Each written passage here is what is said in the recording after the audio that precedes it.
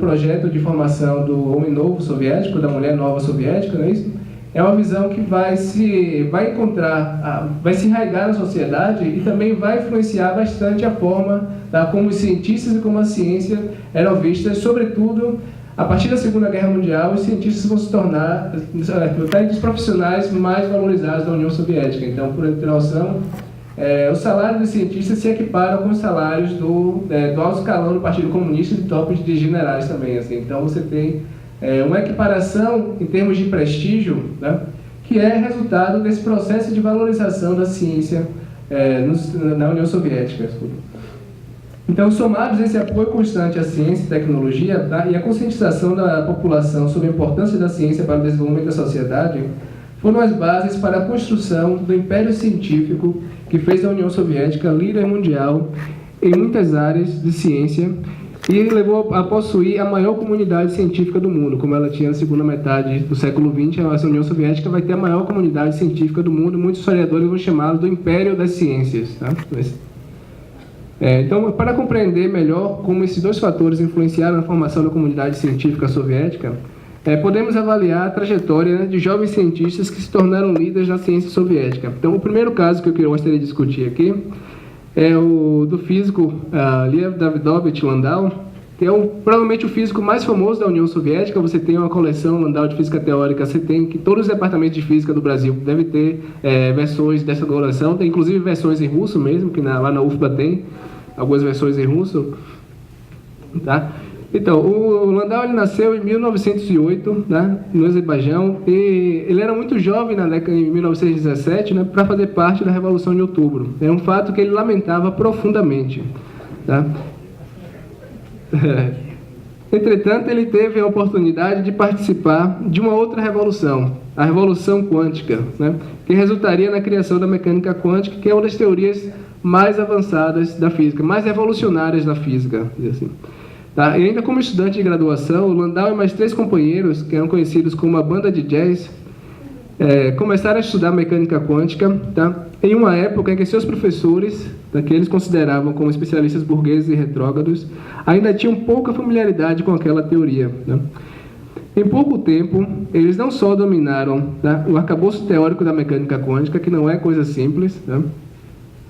Mas também começaram a publicar artigos originais em revistas científicas alemãs, que estavam, e essas revistas eram as que estavam liderando no topo da onda da Revolução Quântica. Tá?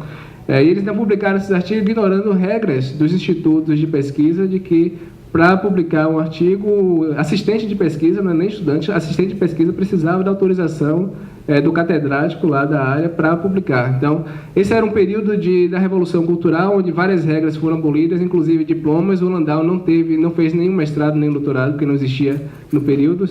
Ele só vai receber um título de doutor posteriormente, quando o sistema se reestruturou e os diplomas e os títulos voltaram. Né? Então, esse era um período de questionar toda a estrutura que tinha, tá, que a União Soviética tinha herdado da Rússia Imperial em questão das universidades. Né? Então, o Landau e os seus companheiros, eles viram na Revolução Quântica, tá, o análogo da Revolução Bolchevique. Eles mergulharam, então, de cabeça na construção dessa nova teoria. Né? Em poucos anos, se consagraram, então, como pioneiros da Revolução Quântica e adquiriram reputação internacional.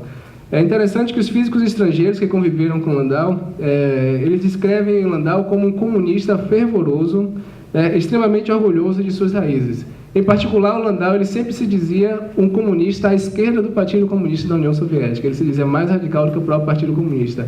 Ele abraçou uma série de causas como a questão da liberdade das mulheres. Ele teve um relacionamento, na vida dele, foi um relacionamento duradouro, um relacionamento de amor livre, um relacionamento aberto, né? E ele carregou mesmo a bandeira assim, desse movimento de liberdade em termos sexuais. Tá? Em especial também ele exaltava, tá, isso aí principalmente em contato com físicos estrangeiros, as oportunidades sem precedentes para o desenvolvimento da física em nosso país, promovidas pelo partido e pelo governo. Tá? Então, o entusiasmo com o qual o Landau abraçou a construção da ciência soviética, então, era parte desse fervor dele pelo comunismo. Aproveitando um período de forte crescimento institucional da ciência soviética, no começo da década de 30, né? Com seus 20 e poucos anos, o Landau se tornou o chefe do Departamento de Física Teórica do Instituto Físico-Técnico Ucraniano e, em pouco tempo, transformou o departamento em um centro de referência internacional de física teórica. Tá? O departamento ficou mundialmente conhecido pelo seu grupo de jovens teóricos dispostos a encarar os problemas mais complexos da física. Tá? Entretanto, no final da década de 30, Landau e alguns amigos mais próximos começaram a demonstrar publicamente insatisfação com a excessiva militarização do Instituto e com diretrizes em relação a projetos de pesquisa no Instituto que já se preparava para a Segunda Guerra Mundial, né, e também com os expurgos de Stalin. Isso é uma coisa excepcional porque esse é o período chamado terror stalinista, o período onde a máquina de repressão estava mais ativa, assim, e é uma coisa extremamente impressionante ele se pronunciar publicamente com relação a isso. Né? Então, em 1938, ele foi preso com um panfleto onde ele acusava Stalin e seu círculo mais próximo de ter traído as ideias da Revolução de Outubro para se manter no poder. O panfleto era assinado por uma organização fictícia chamada Partido dos Trabalhadores Antifascista. Né? Em sua confissão, escrita em Lubyanka, no quartel da KGB, Landau escreveu que em 1937 ele chegou à conclusão de que o partido havia degenerado e que o governo soviético não agia mais pelos interesses dos trabalhadores, mas no interesse de uma elite pequena. Né? Por sorte, em 1938 já era o final do terror stalinista e Landau foi mantido vivo na prisão. Uma coisa que era rara para um tipo para ser pego com um panfleto desse nível, assim, tá? Mas graças a uma interferência também de um físico chamado Piotr Kapitsa, que trabalhava na indústria de oxigênio líquido e de baixas temperaturas, né, e que havia também estabelecido uma linha de comunicação direta com Stalin, o Landau foi solto após um ano de prisão para trabalhar na explicação de um fenômeno físico chamado superfluidez de hélio líquido, que era extremamente importante para a indústria e era também um problema extremamente desafiador. Segundo Kapitsa, Landau era o único físico da União Soviética capaz de tratar esse problema. Depois de poucos meses, o Landau conseguiu, de fato, resolver esse problema com a teoria que se tornou a base para uma área da física hoje chamada Física da Matéria Condensada e também rendeu a ele e a Kapitsa o Prêmio Nobel de Física, que mostra a dimensão e a grandiosidade, de fato, da tarefa que ele enfrentou.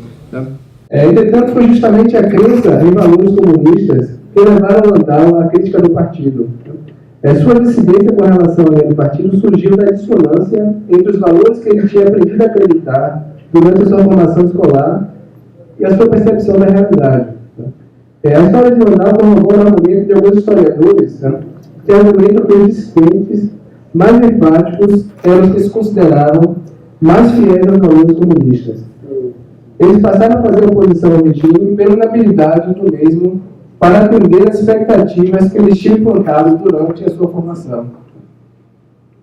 Então, Landau foi provavelmente o primeiro dos dissidentes entre os físicos educados integralmente na União Soviética, essa primeira geração. Como, por exemplo, o programa espacial soviético foi, na verdade, um feito militar. Tá?